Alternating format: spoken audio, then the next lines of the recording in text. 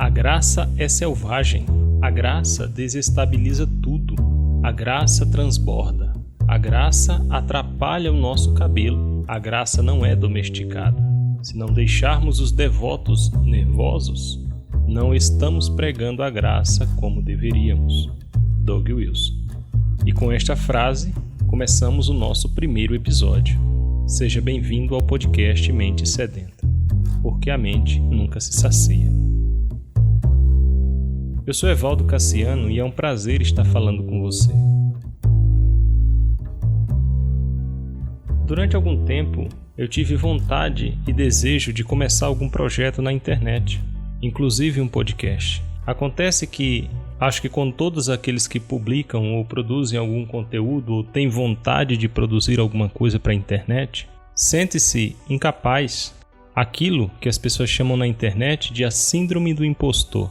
Provavelmente você também deve se identificar com essa frase, ou com essa palavra. O que vem a ser a síndrome do impostor? A síndrome do impostor ela é caracterizada por um sentimento que a pessoa que faz alguma coisa acha que está agindo como um impostor, se acha incapaz, se considera incapaz, porque ela sabe das suas fraquezas, dos seus desânimos e das suas lutas. E por isso, ela acha que a qualquer momento as pessoas vão descobrir que ela não é tudo aquilo que na internet ela aparenta ser. Pois bem, eu também me sinto assim. Todos nós que publicamos ou falamos ou produzimos algum tipo de conteúdo, muitas vezes nos sentimos como verdadeiros impostores, porque a gente não sabe tudo o que deveria saber para começar a falar ou fazer alguma coisa. Mas, mesmo assim, eu ainda tinha, e como ainda tenho, o desejo de fazer alguma coisa, de produzir alguma coisa, de ser relevante em alguma área ou de alguma forma, de ser útil para alguém, de contribuir para o crescimento de alguém. Daí então nasceu o desejo de produzir algum conteúdo, de fazer alguma coisa, de produzir alguma coisa na internet.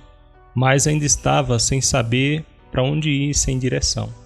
Até que, lendo o livro Como Educar a Mente, o guia para ler e entender os grandes autores da Susan Weisenbauer, que é um livro riquíssimo que nos ajuda a aprender como entender e como pensar, como ler os grandes livros, os grandes clássicos. Em um dos trechos ela cita uma adolescente que escrevia no seu diário que o clube de leitura que ela havia ajudado a fundar servia para ela como uma trégua para a mente sedenta. Esse termo mente sedenta logo me saltou aos olhos e eu fiquei fascinado com esse nome.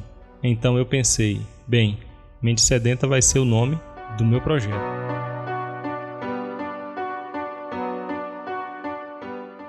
E que projeto é esse? O que é mente sedenta? Mente sedenta é o convite para pensarmos a fé cristã de maneira inteligente. É uma trégua também que a sua mente precisa dar para os problemas do dia a dia. Mente sedenta é um projeto de cosmovisão cristã, onde procuramos pensar a fé de maneira inteligente.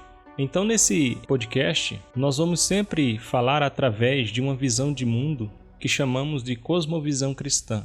Eu estou aqui apenas como um mensageiro, e como você sabe, a mensagem ela é sempre mais importante do que o mensageiro. Não vou me apresentar aqui como um intelectual, um grande filósofo ou nada do tipo, até porque qualquer opinião que eu der aqui será nada mais, nada menos do que a opinião de um leigo. Eu não estou aqui principalmente para dar as minhas próprias opiniões, mas para falar aquilo que eu considero relevante. Então, esse é um podcast onde nós vamos falar sobre resumo de livros, nós vamos aqui falar sobre pessoas que fizeram a diferença no mundo, ou então algum tema que nós consideramos relevante. E sempre que possível, vamos procurar sempre trazer algum convidado para a gente conversar e ter uma conversa que seja edificante.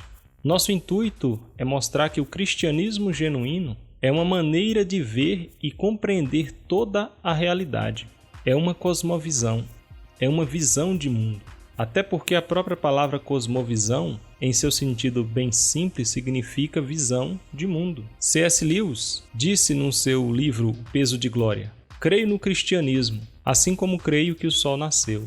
Não apenas porque eu vejo, mas porque por meio dele eu vejo tudo mais. Então vamos começar pelo começo. Nós acreditamos na narrativa bíblica de que tudo que existe é e foi feito ou foi criado por Deus, pelo Deus da Bíblia. Ou seja, Ele trouxe o universo à existência do nada pelo poder da sua palavra. E que pelo poder da própria palavra, Ele sustenta todas as coisas. Como diz Hebreus, capítulo 1, versículo 3, que diz o seguinte: O Filho irradia a glória de Deus e expressa de forma exata o que Deus é, e com sua palavra poderosa sustenta todas as coisas. Nós acreditamos também que tudo o que recebemos, a vida, o ar que respiramos e tudo mais, é uma dádiva da graça de Deus. E que além disso, a graça de Deus também trouxe salvação, como bem escreveu o apóstolo Paulo em Tito, capítulo 2 e versículo 11. Pois a graça de Deus foi revelada a todos e traz salvação a todos. É claro que não ignoramos as injustiças que existem no mundo. E digo mais, como cristão, deveríamos ter uma sensibilidade maior para entender isso. Mas mesmo com todas as injustiças, a graça de Deus continua agindo. E a sua ação não se restringe ou não se resume à salvação da alma do indivíduo ou a fazer do cristão apenas uma boa pessoa. A graça de Deus age de maneira profunda, a ponto de transformar o indivíduo em uma nova criatura, um novo ser, uma nova pessoa, um novo cidadão. Eu comecei esse podcast citando uma frase, permita-me repeti-la. A graça é selvagem, a graça desestabiliza tudo, a graça transborda, a graça atrapalha o nosso cabelo, a graça não é domesticada. Se não deixarmos os devotos nervosos, não estamos pregando a graça como deveríamos. A graça é selvagem porque não pode ser domesticada. Rodrigo Bibo, do BTcast, fazendo referência a C.S. Lewis, ele diz que Deus não pode ser domesticado. Tal como Aslan, das Crônicas de Nárnia, não poderia ser domesticado. Deus também não pode ser domesticado. A graça desestabiliza porque, uma vez atingido por ela, não tem como continuar do mesmo jeito, com os mesmos pensamentos e as mesmas atitudes. Ela nos tira do nosso lugar. Ela, como diz a frase, atrapalha o nosso cabelo. Não porque ela gera bagunça, mas porque ela funciona como combustível para não ficarmos parados. Ela nos impulsiona para a frente, nos mantém incomodados com as injustiças. Enfim, a graça, ela transborda. Como disse Philip Yancey, graça significa que não há nada que possamos fazer para Deus nos amar mais, e não há nada que possamos fazer para Deus nos amar menos. Ela é mais profunda do que o lugar mais fundo no oceano, e mais alta do que qualquer lugar mais alto. Assim como as águas do dilúvio cobriu o mais alto monte, as águas da graça também cobrem qualquer pecador.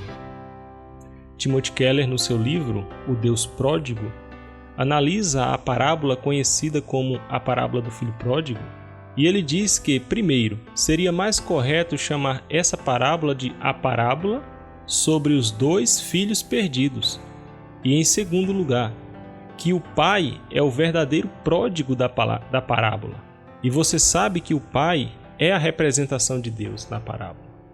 Isso porque a palavra pródigo significa, primeiro, esbanjador, ou aquele que gasta mais do que o necessário.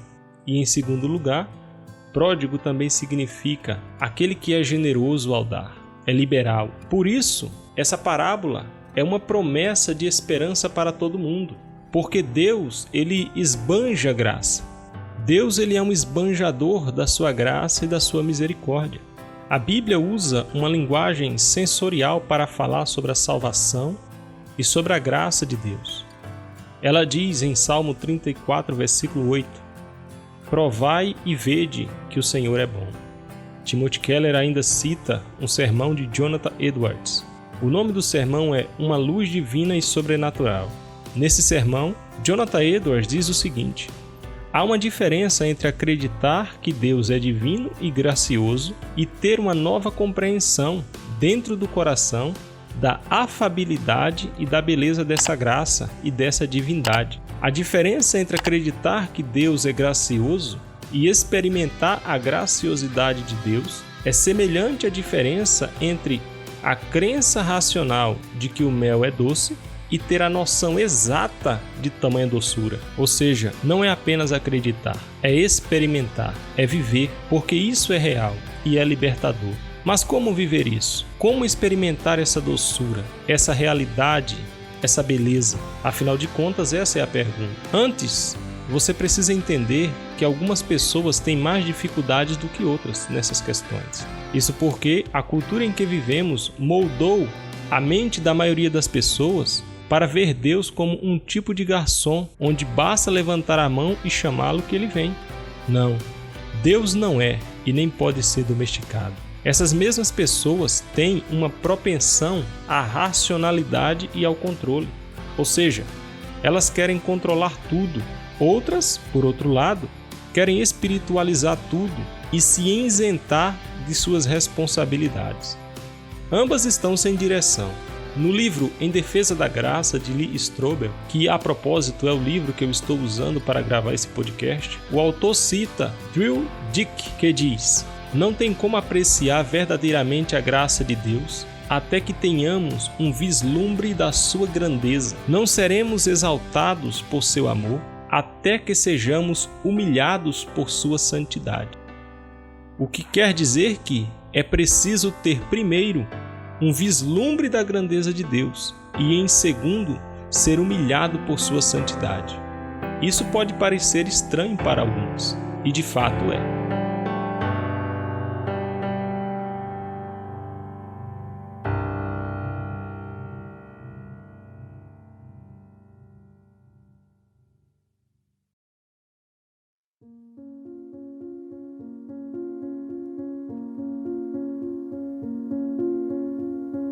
Então, para ilustrar o que eu estou querendo dizer, vou contar uma história. A história começa com um jovem chamado Andrew Palau.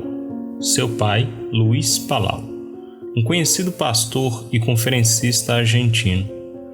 Palau foi considerado um sucessor do pastor Billy Graham. Ele faleceu esse ano no dia 11 de março de 2021 em Portland, Oregon, nos Estados Unidos, de câncer de pulmão no estágio 4, após 3 anos de batalha. Pois bem, Andrew nasceu em 1966 e, quando nasceu, sua avó disse que ele seria um evangelista. Não dá para dizer se isso foi uma declaração profética ou a simples expressão de um desejo, mas essas esperanças sumiram tão rápido quanto um vapor. Ele, como um filho de um evangelista, fazia tudo o que um bom filho de evangelista devia fazer. Ele era membro do grupo de jovens, memorizava versículos da Bíblia, participava de conferências missionárias e estava na igreja todos os domingos. Ele diz no seu relato que gostava de estar lá porque muitos dos seus amigos de farra também frequentavam a igreja. Mas, mesmo com aparência cristã, ele era indiferente à vida cristã. Começou a beber e a fumar maconha. Queria satisfazer apenas os seus interesses egoístas. Ele se define hoje como o tolo de Provérbios. O livro de Provérbios mostra que os tolos detestam a sabedoria, são autocomplacentes, fazem seus pais sofrer, enganam, recusam-se a andar na linha, zombam de conselhos recebidos e se exaltam. Ele diz, abre aspas, eu era o tolo de Provérbios. Desperdicei todas as oportunidades que tive, optei pela lei do menor esforço, tropecei pela vida como um bêbado ou drogado, e às vezes os dois ao mesmo tempo. Só tomei decisões erradas. A motivação para ele fazer isso é porque ele queria parecer legal e ser aceito pelo grupo que ele fazia parte. Ele foi para a universidade e se formou em literatura inglesa, mas foi também lá que ele se envolveu com cocaína e drogas alucinógenas. Nessa época, ele se define como fora de controle, porque, segundo ele, já que não tinha ninguém vigiando, ele podia ultrapassar todos os limites, manipulando e enganando as pessoas, principalmente mulheres que ele namorava. Quando se olhava no espelho, não conseguia identificar a imagem que via, não estava mais indo para lugar nenhum. Mas ele diz, abre aspas, meu pai nunca desistiu de mim. Seu pai escreveu uma carta para ele e a carta dizia o seguinte: querido Andrew, há uma frase que vem à minha mente toda vez que eu oro por você. E você pode imaginar que oro com frequência, pois você é um filho muito amado. Quando eu tinha 21 anos, como você tem hoje, assumi essa pequena frase para mim mesmo. Você, porém, homem de Deus. De 1 Timóteo, capítulo 6, versículo 11. Andrew, você nasceu para ser um homem de Deus. É isso o que Deus tem para você. Esse é o propósito de Deus para a sua vida. O Senhor Deus ama você com amor eterno. O primeiro passo para levar você de volta para Ele já foi dado, quando Ele de boa vontade e pessoalmente se entregou na cruz por você. Ali, Ele se tornou seu substituto. Ele assumiu o seu lugar e o seu castigo e removeu a sua culpa para sempre. Antes de qualquer outra coisa, Andrew, oro para que você possa abrir de verdade o seu coração para Jesus Cristo. O dia em que orei e pedi a Cristo que me desse vida eterna, um conselheiro personalizou o texto de Romanos 9, versículo 10 e 11 para mim. Nunca perguntei, Andrew, você já fez esse pedido a Cristo? Andrew, se você confessar com a sua boca que Jesus Cristo é o Senhor e crer em seu coração que Deus o ressuscitou dentre os mortos, sim, Andrew, você será salvo. Pois é com o coração, Andrew, que você crê para a justiça e com a boca você confessa para a salvação. Depois vem o versículo 13. Todo aquele que invocar o nome do Senhor será salvo. Se você não tomou essa decisão de verdade, Andrew, e se quiser que eu o ajude orando por você ou orando com você, nada no mundo inteiro me daria maior alegria. Eu o farei, se você quiser. Agora há pouco, uma pequena frase veio à minha mente. A vida secreta é o segredo. O que você é na sua alma é o que realmente é. Como um homem imagina em sua alma, assim ele é, diz o livro de Provérbios. Você se tornará um homem de Deus, Andrew, quando convidar Cristo de forma clara e específica para entrar na sua alma. Você desenvolve a sua vida inteira secreta, ajoelhando diante do seu Pai Celestial, lendo a palavra de Deus, falando com Deus em oração, cantando louvores a Deus, comprometido com a obediência. Andrew, meu amor por você como filho é muito profundo. Vejo um potencial intenso na vida que Deus preparou para você. Você pode abençoar e trazer grande felicidade e vida eterna a milhões se obedecer a Jesus Cristo como seu Mestre e Senhor. Siga-me e eu os farei pescadores de homens. Levei essa citação de Jesus muito a sério quando eu tinha sua idade. Eu amo fazer isso. É a melhor vida no mundo.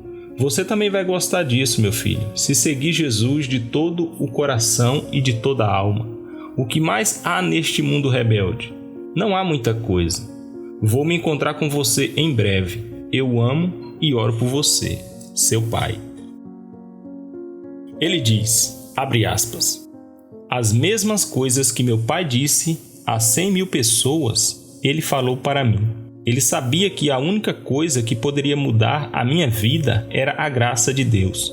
Ele enxergou isso com extrema clareza, mas eu estava completamente cego para isso. A confiança dele sempre foi no poder do Evangelho. Segundo Andrew, participar das farras e das bebedeiras era uma forma de mascarar a realidade da culpa e da vergonha. Mas para ele, o fundo do poço veio quando em uma noite, saindo para beber com alguns amigos, começaram a discutir com um mendigo que estava na calçada. Depois de muita gritaria e xingamentos, ele e seus colegas começaram a chutar o homem. Lembrando desse episódio, hoje ele diz, abre aspas, tenho vergonha de contar essa história. Aquele foi o ponto mais baixo da minha vida, fecha aspas. O pai de Andrew ia fazer uma de suas campanhas evangelísticas na Jamaica e o convidou para ir com ele. Claro que ele só concordou porque já estava se imaginando bebendo cerveja no crepúsculo carimbenho. Mas o seu pai, Luiz, tinha outra motivação. Na Jamaica, Andrew ficou hospedado na casa de um empresário. Esse empresário tinha um filho chamado Chris e uma filha chamada Wendy. E enquanto Andrew andava com eles, ficou impressionado com a fé renovada e entusiasmada daqueles jovens, que pareciam refletir a vida abundante da qual sempre ouvira seus pais falar a respeito.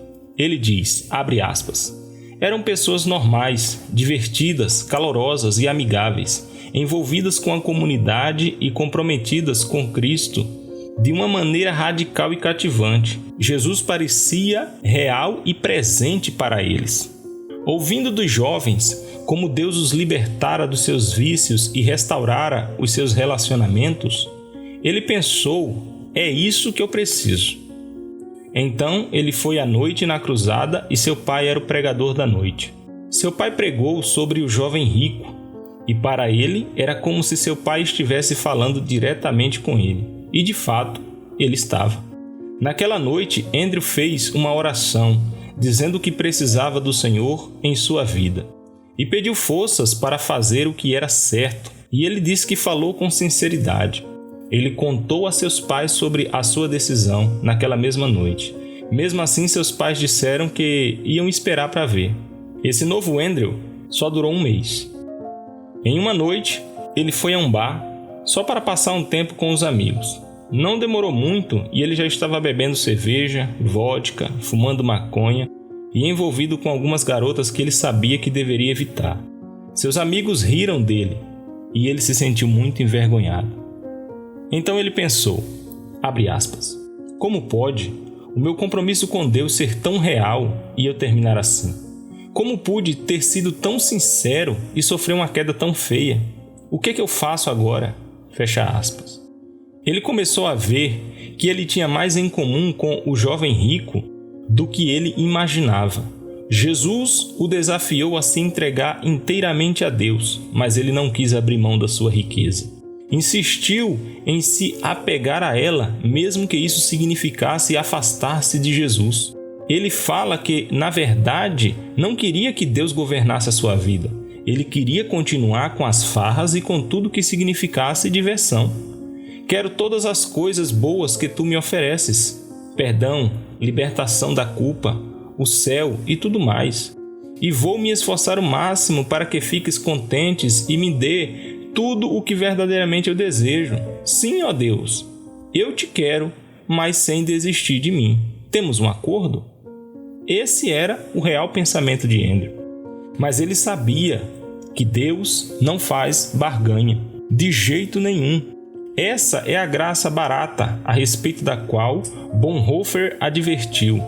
A graça barata, diz o teólogo Bonhoeffer no seu livro Discipulado, é a graça que concedemos a nós mesmos. É o perdão sem a exigência do arrependimento. É a absolvição sem a confissão pessoal.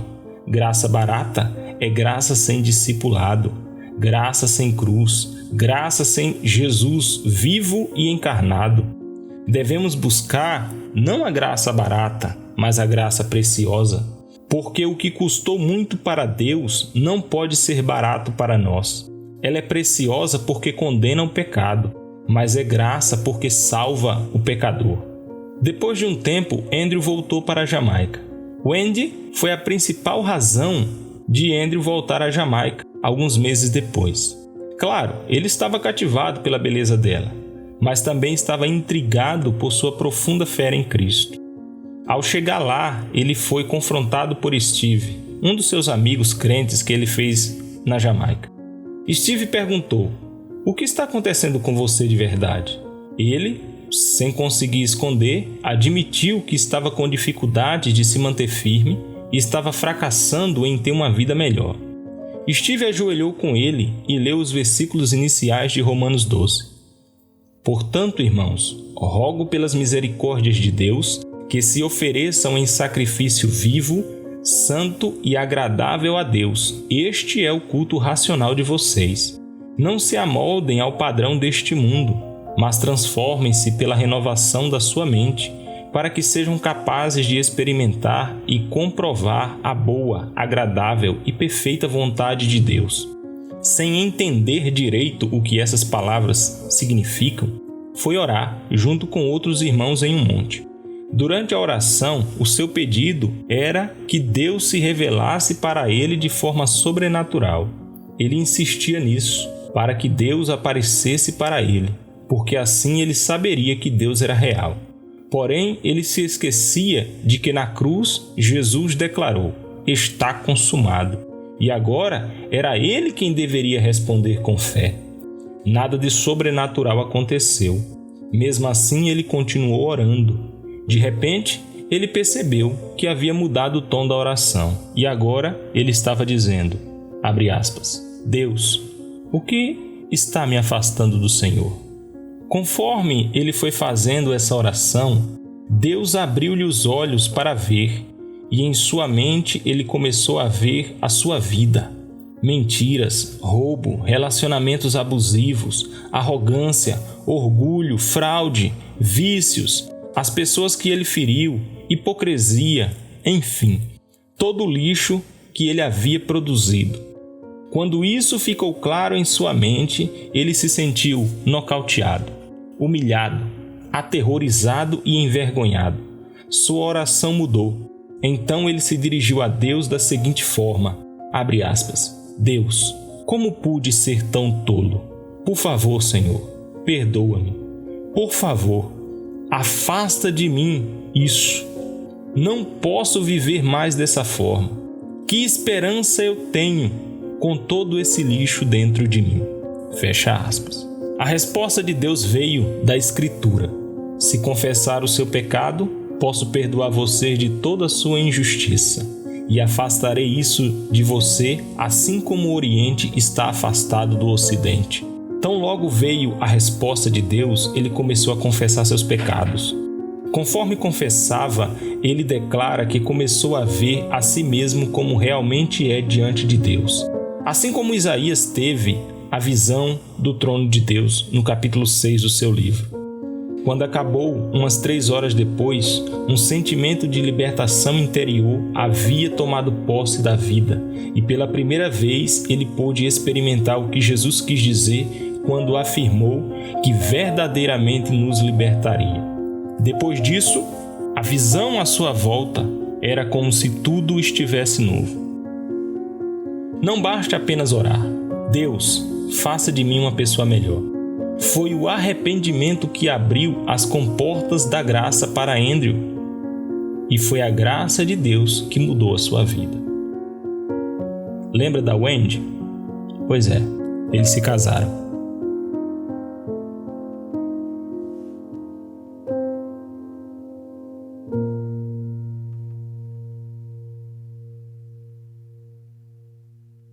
Então é isso. Este foi o nosso primeiro episódio.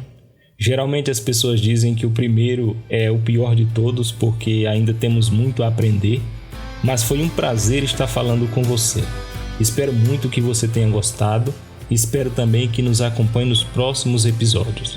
Se você se interessou por qualquer livro que citamos, inclusive esse que usamos para embasar a nossa conversa nesse podcast, que é o Em Defesa da Graça de Lee Strobel, o link vai estar na descrição deste podcast. E comprando por esse link, você nos ajuda a manter esse podcast.